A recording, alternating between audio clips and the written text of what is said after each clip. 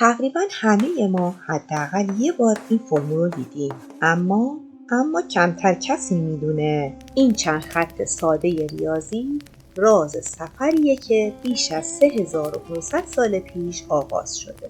نه در یک دانشگاه، نه در یک آزمایشگاه، بلکه در دل شهر باستانی بابل. تصور کن در بابل زندگی میکنی و نه ماشین حسابی وجود داره و نه کامپیوتر، نه حتی مفهوم عددهای منفی. اما یه مسئله‌ای وجود داره که اگه حل نشه، اختلاف بر سر زمین‌های کشاورزی میتونه دردسرساز بشه. و درست همینجا داستان یکی از مشهورترین فرمول‌های ریاضی جهان آغاز میشه.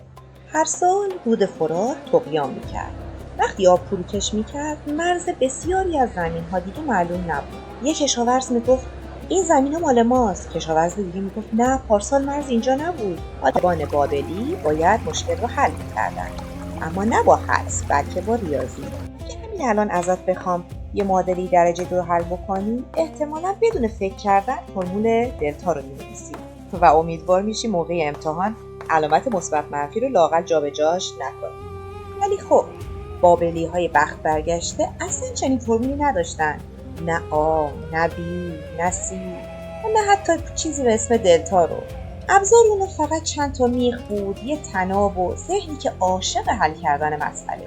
برای بابلی‌ها اعداد فقط رو لوح نوشته نمی شدن. اعداد شکل داشتن. هر عدد یه قطعه از یه پازل بود و وقتی قطعه ها درست کنار هم قرار می گرفتن، جواب خودش نشون میداد. درست همینجا اتفاقی افتاد که مسیر تاریخ ریاضیات رو تغییر داد. خب حالا فرض کن تو یکی از کاتبان بابلی هستی. همه منتظر جواب تو هستن. نه ماشین حساب داری، نه جبر بلدی، نه حتی فرمول معادله درجه 2 هنوز وجود داره. اگه امروز این معادله رو ببینی، احتمالاً سریع دنبال فرمول معادله درجه 2 می‌گردی. اما اجازه بده فرمول چند دقیقه فراموش کنی. واقعا اگه هیچ فرمولی وجود نداشت، چطور بدون هیچ ابزاری فقط با نگاه کردن به خاک جواب رو پیدا می‌کردی؟ آماده ای؟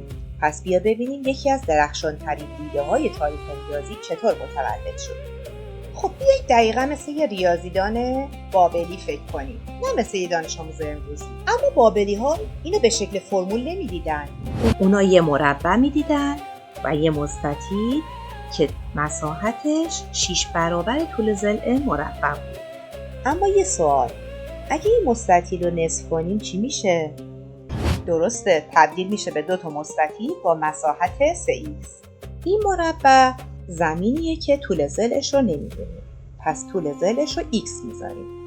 پس مساحت این زمین میشه x به توان 2. حالا بابلی‌ها دقیقاً چیکار کردن؟ مستطیل رو سمت راست مربع گذاشتن، یه مستطیل رو هم پایین مربع گذاشتن. حالا تقریبا یه مربع بزرگ ساختیم، اما هنوز یه گوشه سمت راستش خالی مونده، یعنی اینجا خالی مونده. ابعاد این قسمت چقدره؟ بله، 3×3، یعنی 9 واحد مربع. اینجاست که نبوغ بابلی‌ها خودش رو نشون میده. اونا گفتن اگه این قسمت رو اضافه کنیم، کل شکل به یه مربع کامل تبدیل میشه و مربع کامل همیشه راحت‌تر از شکل ناقص فهمیده میشه. به همین سادگی ایده تشکیل مربع متولد شد. اما یه لحظه، ما که تقلب کردیم. ما میدونیم سوالمون این بود x2 به علاوه 6x میشه 16. یعنی این قسمت به علاوه 3x و 3x که میشه 6x، اینا با هم میشن 16. مساحت این قسمت میشه 16. اما من که 9 واحدش اضافه کردم، پس مساحت این مربع بزرگ دیگه 16 نیست، درسته؟ میشه 16 به علاوه 9 قسمتی که بهش اضافه کردم. خب میدونیم 16 و 9 با هم میشن 25. حالا مساحت مربع بزرگ 25.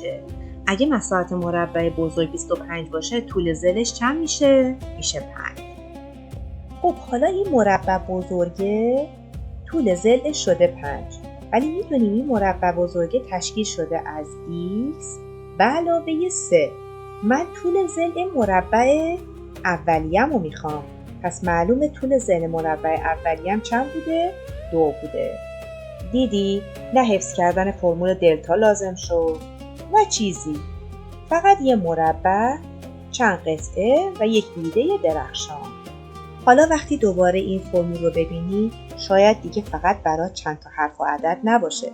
پشت این چند تا نماد هزاران ساعت فکر کردن انسان‌ها پنهان شده. از کاتبی که روی لوح گلی خم شده بود تا دانش آموزی که امسال پشت نیمکت مدرسه نشسته 3500 سال فاصله هست. شاید همین زیباترین بخش ریاضیات باشه. فرمول‌ها فقط جواب نیستن، اونا داستان انسان‌هایی هستن که جرأت کردن جور دیگه‌ای فکر کنن. اگه این ویدیو باعث شد از امروز با نگاه متفاوتی به ریاضی نگاه کنی، پس مأموریت من انجام شده.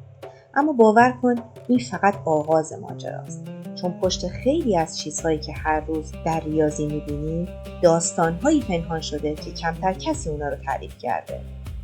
آیا واقعا فیثاغورس قضیه معروفش رو خودش کشف کرد یا صدها سال قبل بابلی‌ها از اون خبر داشتن؟ اگه جواب این سوال رو بدونی شاید نگاهت به تاریخ ریاضی برای همیشه عوض بشه.